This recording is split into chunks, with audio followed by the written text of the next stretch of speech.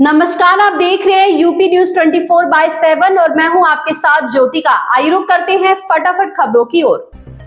भारतीय कप्तान रोहित शर्मा एक बार फिर से सोशल मीडिया पर निशाने पर आकर ऑस्ट्रेलिया के खिलाफ ब्रिस्बेन की गावा में खेले जा रहे तीसरे टेस्ट में खराब कप्तानी के कारण रोहित पर निशाना साधा जा रहा है। भारत ने तीसरे टेस्ट के दूसरे दिन की शुरुआत अच्छी की थी, लेकिन पहले सत्र में 3 विकेट भी निकाल लिए थे।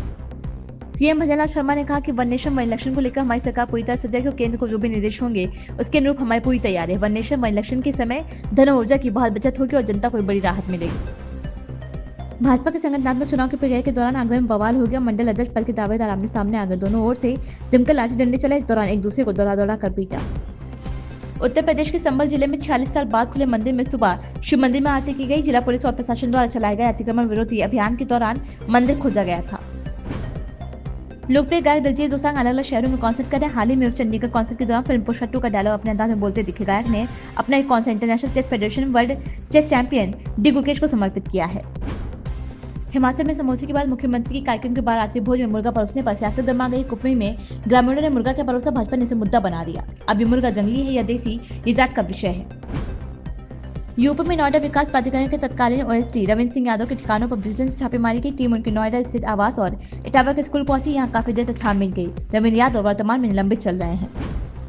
शिवसेना नेता संजय राउत ने लोकसभा में प्रधानमंत्री नरेंद्र मोदी के भाषण पर तीखी प्रतिक्रिया दी। पीएम मोदी ने अपने भाषण में भ्रष्टाचार के खिलाफ जीरो टॉलरेंस पर जोर दिया था। संजय राउत ने भाजपा के भीतर एकनाथ शिंदे और अजित पवार जैसे भ्रष्ट नेताओं का हवाला देते हुए पीएम मोदी की ईमानदारी पर सवाल उठाए हैं।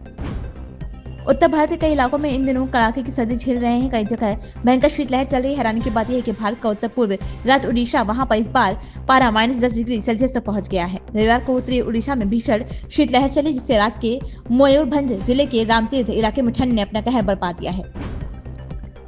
कल लोकसभा में पीएम मोदी के भाषण पर कांग्रेस सांसद जयराम रमेश का कहना है, पीएम मोदी जब भी सदन में बोलते हैं तो साबित करते हैं कि वे कभी गलती से भी सच नहीं बोल सकते। अपनी कमियों को छुपाने के लिए वे झूठ बोलते रहते हैं। जवाहरलाल नेहरू का अनादर करते हुए कल उन्होंने बहुत झूठ बोला और वे इतिहास को नया रूप देने में माहिर है। उन्होंने आपातकाल के बारे में बात की। क्या आज अघोषित आपातकाल नहीं है, भय का माहौल है, राजनीति का माहौल है।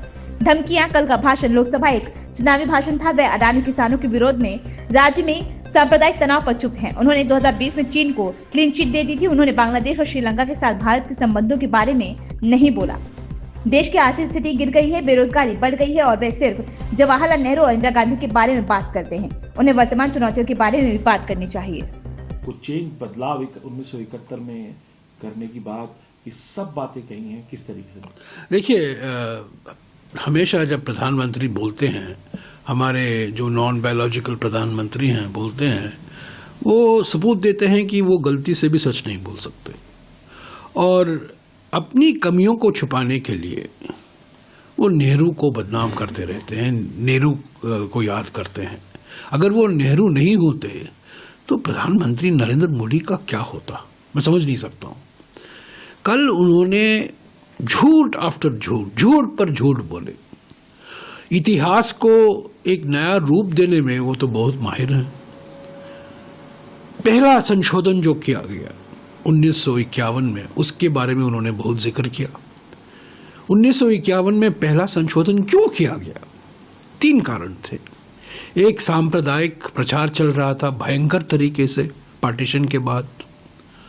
दूसरा कारण ये था कि ये जो हमारे अनुसूचित जाति, अनुसूचित जनजाति, ओबीसी वर्गों के लिए जो आरक्षण के प्रावधान थे, वो न्यायालय ने उसको रद्द कर दिया था। और तीसरा कारण ये था कि जमींदारी को हटाने के लिए जो अधिनियम बनाए गए थे वो भी अस्वीकार किए गए थे हाई कोर्ट में और सुप्रीम कोर्ट में। तो इससे निपटने के लिए ये पहला संशोधन आया। राजगोपालाचारी, डॉक्टर अंबेडकर, जवाहरलाल नेहरू सब सेलेक्ट कमेटी के सदस्य थे। और मेरे पास एक खत है जुलाई 3, 1950 का, 3 जुलाई 1950 का, सरदार वल्लभ भाई पटेल जवाहरलाल नेहरू को लिखते हैं। उनका देहांत दिसंबर 1950 में हुआ। आज उनकी जयंती मना रहे हैं, पर 3 जुलाई 1950 सरदार पटेल जवाहरलाल नेहरू जी को लिखते हैं कि हम कैसे निपटे श्यामा प्रसाद मुखर्जी जैसे लोगों के भाषण से। कानून तो है नहीं, सांप्रदायिक प्रचार कर रहे हैं और ये कहते हैं प्रधानमंत्री को, my own feeling is that we have to consider. इन खबरों में बस इतना ही। बने रहिए यूपी न्यूज 24/7 के साथ।